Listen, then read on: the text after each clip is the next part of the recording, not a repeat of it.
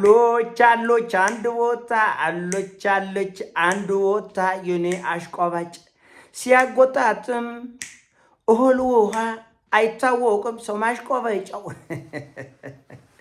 ሰላም እንዲናችሁ በእያላችሁበት ሁሉ ነገር ሰላም ነው። አሸይና እንዲላችሁ እሙኝላችኋለሁ። ቢስስ ኮንዶል ዋዳችሁ ላይክ እና ሼር እያደረጋችሁ ሐሳቦቻችሁ ለብዙ ቸኮፍሉም ለዚህም ኮልቪ አመሰግናችኋለሁ። ሐሳቡ ሲሞቻችሁ እንደለሞዳችሁ 3000 ላይክ እንድትገጩኝ በቱቱና አጎብዛችኋለሁ። ዘሩን ሚዛናችን ይዘላችሁ የመጣ ነው ሱፐር ዜና የአፍሪካ ህብረት የሁቲ ታጣቂዎችን በማውገዝ ከሳዑዲ ጎን ቆም ያለውን መግለጫና ኢራን ለብሪታንያ ወይም ደግሞ ለእንግሊዝ የሰጠችውን ከባድ ማስጠንቀቂያ ነው። እንግዲህ እንደምታውቁት የኢራንና የአሜሪካ ጦርነት እጅግ በጣም አስከፊ በሆነ ሁኔታ ተጧጥፎ ቀጥሏል። ችግሩ ቀጠናን ወደ ማተራመስ ምናልባትም ወደ ሶስተኛ ዓለም ጦርነት የመሄድ ዕድሉ እጅግ በጣም ሰፊ ነው። ከዚህ ጦርነት ጀርባ ቻይናና ራሽያ፣ ሰሜን ኮሪያ ኢራንን በከፍተኛ ሁኔታ እየረዱ ነው። አሜሪካና እስራኤል ደግሞ እየተዳከሙም ቢሆን እየተልፈሰፈሱም ቢሆን የሞት የመጣው ይምጣ የልቂትን ነጋሪት እየጎሰሙ ነው ያሉት። ለዓለም እጅግ በጣም አስፈሪ ቀናት እየመጡ ነው። ቀይ ባህር ተዘግቷል። እንደዚሁም የሆርሙዝ ሰርጥ ተዘግቷል። ዓለም አቀፍ የንግድ መስመሮቹ በሙሉ ጭንቅ ላይ ነው ያሉት። ጭንቅ ጉሮሯቸው ተይዞ ነው ያለው። ገና እየከፋ ነው የሚመጣው። በነገራችን ላይ የባህር መስመሮቹ ወይም ደግሞ እነዚህ የቀይ ባህርም ሆነ ሆርሙዝ ሰርጥ እየተዘጉ በመሆኑ ሌላ መንገድ እየከፈቱ ነው ያሉት። ሌላ አቅጣጫ እየተከተሉ አሁን ሁቲ በመዝጋቱ ምክንያት ቀይ ባህርን በመዝጋቱ ምክንያት መርከቦች ለሳምንታት ረጅም ጉዞ እንዲያደርጉ ነው የተደረገው። በስዊዝ ካናል በኩል ይሄው በስዊዝ ካናል በዚች በኩል አልፈው በዚች አርገው በዚህ አፍሪካን ዙሪያ እንደ ጦስ ዶሮ ሸርጥ በዚህ በኩል መጡ። አይገርም? ሙሉ አፍሪካን ይዞራታል። ሙሉ አፍሪካን ማለት ይሄ እጅግ በጣም ከባድ ነው። ከፍተኛ የነዳጅ ፍጆታ አለው።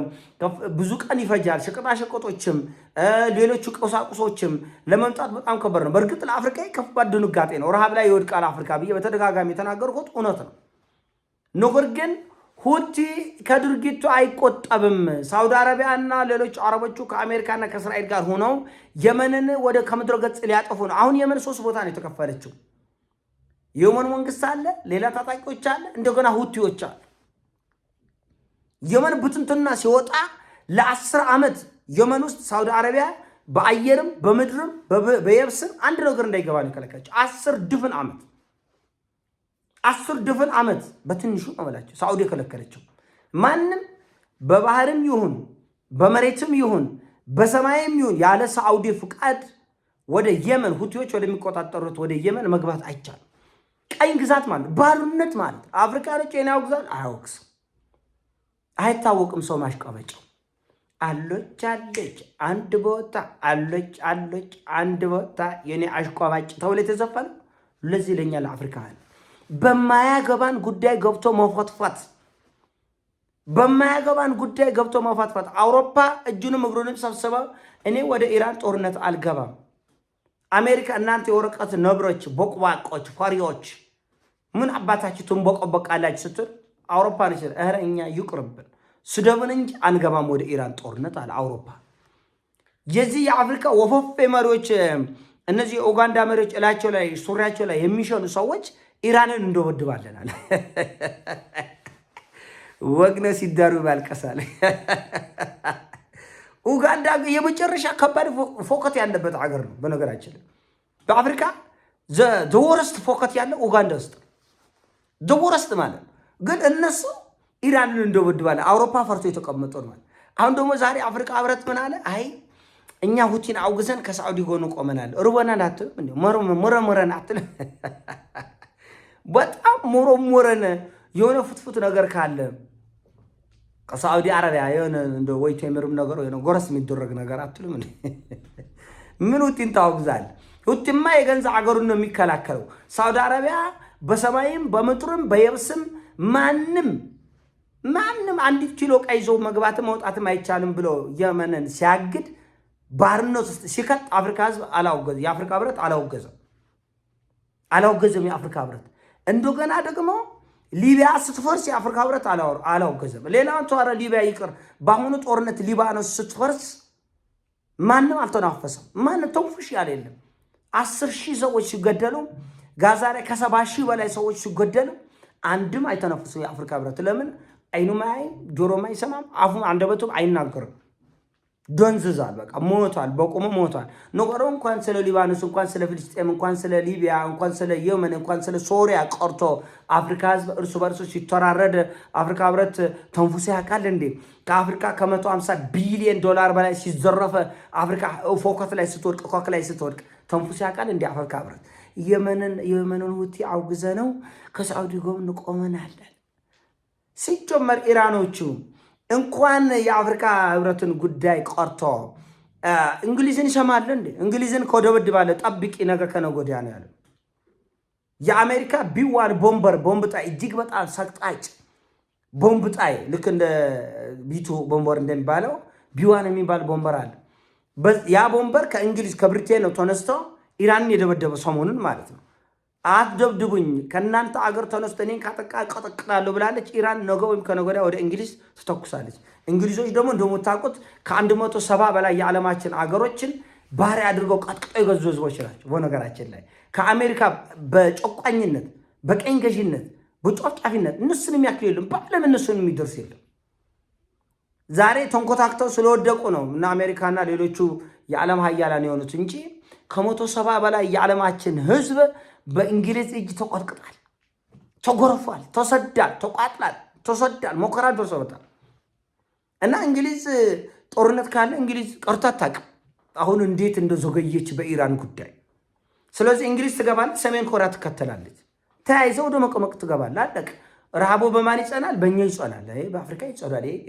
ጥያቄ የለውም። በጣም ይሞረምረናል ግን በጣም ቢሞረምረንም ሳውዲ አረቢያ እኛ ልታጠግብ አትችልም። ይህን 1.ምናምን ቢሊየን ህዝብ ወደዛ ወደ 2 ቢሊየን ሳይጠቀም አይቆርም። እና ይህን የሞረመረንን ሳውዲ አረቢያ የእኛ ረሃብ ልታስታጉስ አትችልም። እኔ እኮ የጎረበኝ አውሮፓ እኔ አያገባኝም እዚህ ጉዳይ አላየውም አልሰማም ብሎ ዞር ሲል አፍሪካኖች እየወጡ አውግዘናል፣ ሁቲን አውግዘናል፣ ሳውዲ አረቢያን አውግዝ አታውግዝ ማን ደንታ ይሰጠዋል? ያንተ ጉዳይ ማን ደንታ ይሰጠዋል? እስቲ ንገረኝ። ማንም ደንታ አይሰጡም። ማንም ደንታ አይሰጡም። እና ይሄ ተያይዞ የመጥፋት ጦርነት ቀጠናው የት ድረስ ወደ እልቂት እንደሚሄድ የት ድረስ ወደ ውድመት እንደሚሄድ አይታወቅም። የነዳጅ ዋጋ በከፍተኛ ሁኔታ ይጨምራል። ያን ተከትሎ የቁሳቁስ እና የአገልግሎቶች ዋጋ በከፍተኛ ይጨምራል።